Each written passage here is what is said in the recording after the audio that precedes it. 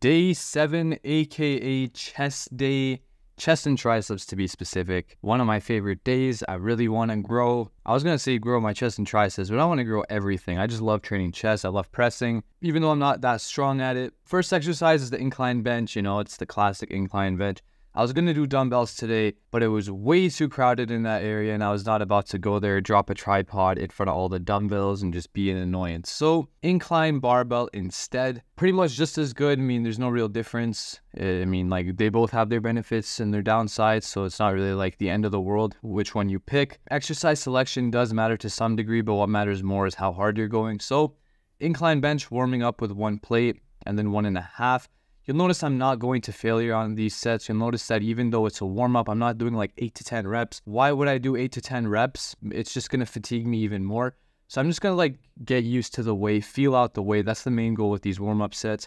I even throw on 205 and do a rep with it before my actual working set just to really feel what the weight is like. Because if 205 felt like nothing, I would probably go to 225. But since it felt like pretty heavy, I decided just to go with it. My goal is to get 8 to 12 reps anyway.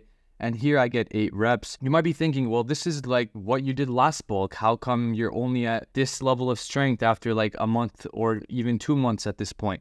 Well, you can see that the range of motion is significantly larger than what it used to be when I did 225 for 6 reps. It's just the range of motion. It has such a big impact on how much weight you use and how many reps you do. So 8 reps here with that kind of range of motion, I'm really happy with that. Once I get to 10 reps or even 12, I might just bump it up to 225. We'll see, but I actually ended up doing 2 sets of 205 here. Second one with the spotter because I do not want to die. 6 reps on the second one, which is like semi-decent. I did get help on the last one, so I guess it's not really 6. But I think it's pretty decent. Sometimes going heavy is good. Usually I like my first exercise to be heavy just so I can completely fatigue the muscle that I'm working. Especially if it's like chest, back, or legs. I always want to have at least one heavy movement in there. For like arms and shoulders, that's not really the case. Training those muscles is a little bit different, but for chest, back, and legs, the bigger muscles, I like doing a heavy exercise first, and the incline and barbell press is like perfect for that. So the third and fourth sets, I dropped the weights to 185, which is what I usually do. I got a bunch of reps there, and the last set is a drop set where I take off the 25 and just rep out the plate. It's pretty simple. Incline press. We all want to work our upper pecs. There's no real benefit to training your lower pecs. I feel like if you train your upper, you're still hitting your mid pecs, but if you train lower, it's just kind of like mid pec, tricep, and then you get a little bit of shoulder nonsense going in there. So I just like incline a lot more. Flat, I feel like I'm just going with the ego all the time. And besides, you're having a huge arc, so your arm path is more like a decline bench on flat anyways. So by doing incline, I feel like it's just a lot better. 4 sets total, as I mentioned before. Second exercise is, of course, you've seen this a bajillion times. It's the iso chest press. 3 plates on the iso chest press. I thought again that I would be able to rep this out for more reps, but it turns out that I couldn't. Why? Because I just did incline press really heavy. And also because my range of motion is more, and also because I'm controlling the eccentric, and a lot of other factors have a lot to do with the fact that I could not get as many reps as I used to, or at least I get a similar amount of reps. So noticing that, I do a drop set, which you've seen me do in the last chest video as well, because in the last chest video, I also could not get more than 8 reps. So drop set it is. When you don't get enough reps, you do a drop set to just get more blood in that area. Pretty simple stuff. So knowing that it was not as many reps as I wanted, it was probably too heavy, I dropped the weight to 275 or 2.25 plates and just pushed that around for as much as I possibly can. Really emphasizing the stretched position on this machine. I feel like that's the main benefit with this machine, is that really stretched position. You just get to really separate those fibers up, just like get them to stretch. It really gets you sore when you think about it, because you're tearing up those fibers, and the squeeze is insane, drives more blood in the area. Chest pump was crazy. And then the last set, because I was so fatigued, I had to drop it to 2 plates, which is crazy, but I did a super slow eccentric and I did paused reps. So you can see that at times it's not always about weight. At times it is always about weight. I just change up my training depending on the feel. Here, I just really want to get that stretch at the bottom because I wanted that crazy pump at the end. So 3 sets on the iso chest press. It's a supplementary exercise. It's not a main compound. It's like in between. But an accessory exercise that you see me doing pretty much every chest day, and that pretty much everybody does on chest day, is obviously the flies. Reason being that you don't only want to do pressing and you don't only want to do flies, because they train the chest a little bit differently. Pressing tends to thicken up your chest and flies tend to widen your chest. both of which are beneficial. Obviously, genetics play the biggest role in all those, but we can improve our genetics if we try hard enough. A lot of people use their genetics as an excuse.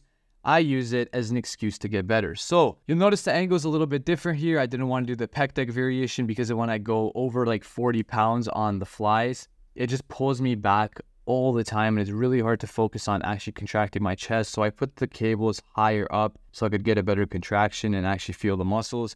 And it turns out it worked really well. Don't just think that the angle of the cables is what's going to target different parts of your chest. The most important thing for targeting different parts of your chest is your arm path, the way your arm moves. If your arms are a little higher, like shoulder width, you're going to target your upper chest. And if they're lower, you're going to target your lower chest or mid chest.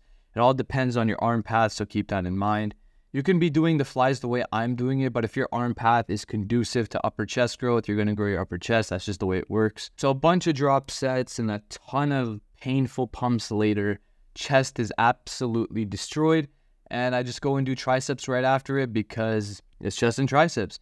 And this tricep pump, oh my goodness, it was absolutely disgusting. Like after the first 3 or 4 sets, my triceps literally felt like they were going to tear off the bone. It was insane. You'll see in the posing video later, it literally looks like my triceps are on synthol. Like I injected friggin' SEOs into that area. It looks so round and just stupidly cartoonish looking.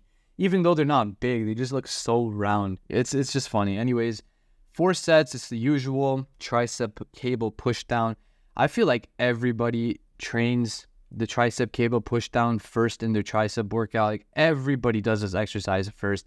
I don't think anyone like starts with something other than the tricep push down. If you do, you're probably weird. But unless there's this kind of machine, I don't really see any other exercise that perfectly warms up the triceps, gets the engagement, the pump. Every single time I do it, I mean, overhead is good, but it just messes up my elbows too early on. So I just do the tricep push down so that I can do overhead stuff right after it when the elbows are all fresh and ready. And so a bunch of drop sets later, guess what I do? I do the overhead variation of this to target the long head of the tricep. Obviously, every tricep exercise is going to target all 3 heads, but it's just about an emphasis kind of thing. I really want the long head. It's the biggest part of the tricep, which means if it's the biggest of the 3 heads, your triceps will also be bigger. So really trying to beef that up. Of course, arms are very important for me to get them bigger. And they are kind of getting bigger. I'm not even gonna lie. Like I measured them today. They were like 16.25 inches, which it was 16 less than a month ago, which is friggin' crazy. It's probably just the glycogen and the fullness from the carbs that I'm consuming right now, but it's great to know that my arms are growing. But you can see here that the training I'm doing, the high volume, high intensity that I'm doing, it's working. Some people are going to think, oh, he's doing too much volume for arms. It's such a small muscle group and he's training them really hard. Well, it's working for me. And if something works for you, don't care what anyone else says. It doesn't matter if they're IFBB pros. If it's working for you, you don't need to worry about anything. Last exercise, 2 sets. It's this dual cable extension thing. You've seen me do it a million times. I don't even know why I'm explaining this. This is probably my most common tricep workout. Like I do this all the time. So it's pretty simple stuff here, nothing crazy. And here's the posing that I was hyping up before. Not the most shredded, obviously we're bulking. There's no point of being shredded when you're bulking. Just not trying to get fat, obviously. But like the back looks good when I do that single bicep pose. It actually looks really good. I want to fix up my back double bicep pose. I feel like I can really get a good back double bicep. I just got to learn how to pose it properly. I like all my poses here, honestly. Obviously, there's like a lack of striations and things like that. That does have to do some part with the lighting, but it's also just because I'm not like super lean right now. Probably sitting at around 13 to 15% body fat, I would have to guess. Abs are still in. There's still like separation in my quads and hamstrings. So I'm not like fat right now by any means, but I tend to feel that way. Didn't even train back today, but I got to hit some of the back poses. Just trying to improve them, as I mentioned. It actually looks pretty decent here. I'm not going to lie. It looks pretty good. But yeah, here's what I was talking about by like my triceps looked absolutely like round to just, I've never seen my arms look like that. As soon as I took my sweater off, I was like, Jesus Christ, my triceps were blown up. So, I mean, if that doesn't entail that I had an insane pump today, I don't know what does. That is it for the chest and tricep day. Simple stuff. Hope you liked the video, and I will see you for legs tomorrow.